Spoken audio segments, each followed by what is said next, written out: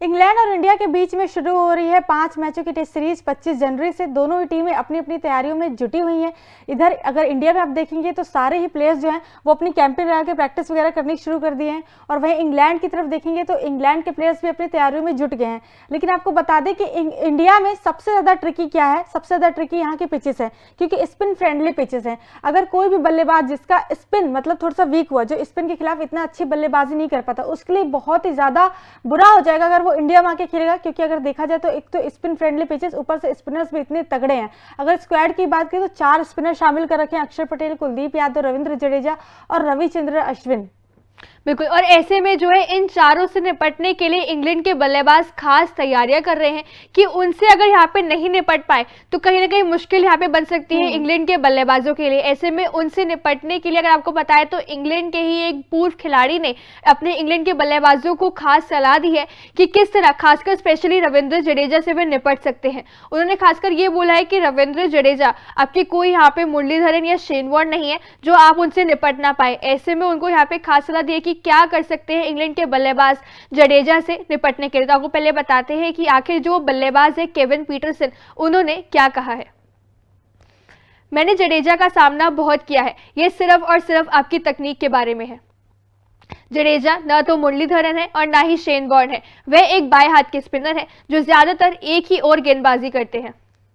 कभी कभी उनकी गेंद स्लाइड होती है और अगर आपकी तकनीक फिसलने वाली गेंदों का सामना करने के हिसाब से अच्छी है तो आपको जडेजा के सामने कोई दिक्कत नहीं होगी। अगर आपके पैर सही जगह रहे, आप फ्रंट फुट पर नहीं खेल रहे हैं, आप गेंद की दिशा में आकर पीछे खेल रहे हैं, तो आप सलामत रहेंगे। बस इस बात का ध्यान रखें कि आप बोल्ड या एलबीडब्ल्यू ना हो जाए। यहाँ पे अगर केविन पीटरसन के स्टेटमेंट पर नजर डालें तो इन्होंने मतलब आगाह किया है कि आप बोल्ड और एलबीडब्ल्यू अगर ना हो तो ये सारी चीजें करके आप बच सकते हैं जडेजा से। लेकिन अगर देखा जाए तो जडेजा के खाते में ज्यादातर वो विकेट्स हैं जो बोल्ड करते हैं या फिर एलबीडब्ल्यू करते हैं। एलबीडब्ल्यू करके ज्यादा विकेट्स लेते हैं, लेकिन वही है कि कैच आउट ना हो आप, इसलिए केविन पीटरसन ने अपने बल्लेबाजों को सलाह दिया। लेकिन मुझे लगता है कि जडेजा एक ऐसे स्पिनर है कि कुछ भी कर लीजिए, कोई भी ट्रिक उनके सामने आजमा लीजिए, अगर उनका दिन होगा, उनको विकेट लेना होगा तो विकेट आपकी लेकर ही रहेंगे। बिल्कुल, जडेजा एक ऐसी क्वालिटी स्पिनर है कि वहां पे जब आपको जो कंडीशंस फेवर नहीं करती तो वहां पर वो विकेट्स निकालने में सफल रहते हैं। ऐसे में अब यहाँ पे तो पिचेस ऐसी होने वाली है जो पूरी की पूरी कंप्लीटली जडेजा को फेवर करने वाली है। ऐसे में अगर जडेजा वहां विकेट ना निकाल पाए तो कहीं ना कहीं इनके बल्लेबाजों की वो खासियत होगी कि उन्होंने वहां पे उस पिच पे जो जडेजा को फेवर करती है वहां से बचकर वो निकल गए। लेकिन मुझे नहीं लगता कि जडेजा वहां से जो है इंग्लैंड के बल्लेबाजों को इतने साल से निकलने के लिए देंगे वहां पे। बिल्कुल, जडेजा भी है, फिर अश्विन भी है आपके। अश्विन से चलिए जडेजा से आप निपट लेंगे, फिर अश्विन से कैसे निपटेंगे, ये सारी बात भी है। और अभी तो इंडिया इस प्लानिंग में है कि 2 नहीं बल्कि 3 स्पिनर के साथ वो उतरेगी, क्योंकि इंडिया की सबको पता है कि स्पिन ट्रैक है, तो आपके 3 स्पिनर के साथ तो आप उतरेंगे। अब वो तीसरा स्पिनर कौन होगा, अक्षर पटेल होंगे या कुलदीप यादव होंगे, इस चीज में क्लैरिटी नहीं है। अगर कुलदीप यादव होंगे तो आपका एक बैटिंग ऑप्शन कम होगा, अगर अक्षर पटेल होंगे तो आपका एक बैटिंग डेप्थ बढ़ जाएगी, तो कौन होगा। लेकिन देखा जाए तो कुलदीप यादव भी बहुत अच्छी बॉलिंग करते हैं, और अक्षर पटेल के तो क्या ही कहने, सबको पता है कि टेस्ट में भी अच्छी बॉलिंग कर लेते हैं, T20 में भी अच्छी बॉलिंग कर लेते हैं, ओडीआई तीनों फॉरवर्ड अच्छी बॉलिंग कर लेते हैं। अब ये देखना है कि टीम इंडिया किसके साथ जाती है, अक्षर के साथ जाती है या फिर कुलदीप के साथ जाती है। मुझे लगता है कि अक्षर ज्यादा किफायती साबित हो सकते हैं, क्योंकि आपको जैसे बात आपने बिल्कुल करी कि बैटिंग डेप्थ भी अक्षर बढ़ाते हैं, और अक्षर के टेस्ट में बैटिंग में भी रिकॉर्ड्स काफी शानदार है जैसे उनकी गेंदबाजी में है। और अगर आईसीसी रैंकिंग्स टेस्ट की बात करें तो टॉप जो आपकी 10 में आती है रैंकिंग्स ऑलराउंडर की, वहां पे अश्विन और जडेजा तो है, लेकिन तीसरे आपके वहां पे अक्षर पटेल का नाम भी शामिल है टॉप 10 में। ऐसे में आप कहीं ना कहीं लगता है कि अगर ये 3 के साथ जाते हैं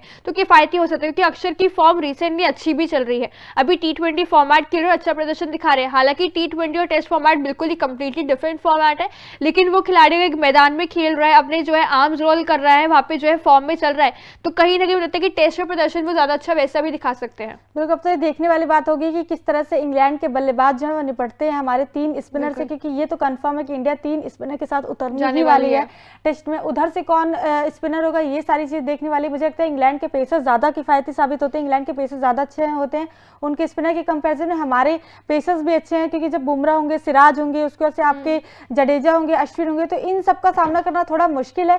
वो भी सबको पता है कि इंडिया में आके इंडिया को हराना थोड़ा सा मुश्किल है, क्योंकि अभी तक हमने देखा है कि सिर्फ ऑस्ट्रेलिया ही हरा पाई है अभी वर्ल्ड कप के फाइनल में, वरना अभी तक इतना ज्यादा हमें मतलब डिफीट का सामना करना पड़ा नहीं है। बाकी आपका इस पूरे मुद्दे पे क्या कहना है, कमेंट सेक्शन में कमेंट करके हमें जरूर बताएं। साथ ही साथ उफान स्पोर्ट्स को लाइक, शेयर एंड सब्सक्राइब करना बिल्कुल भी ना भूलें।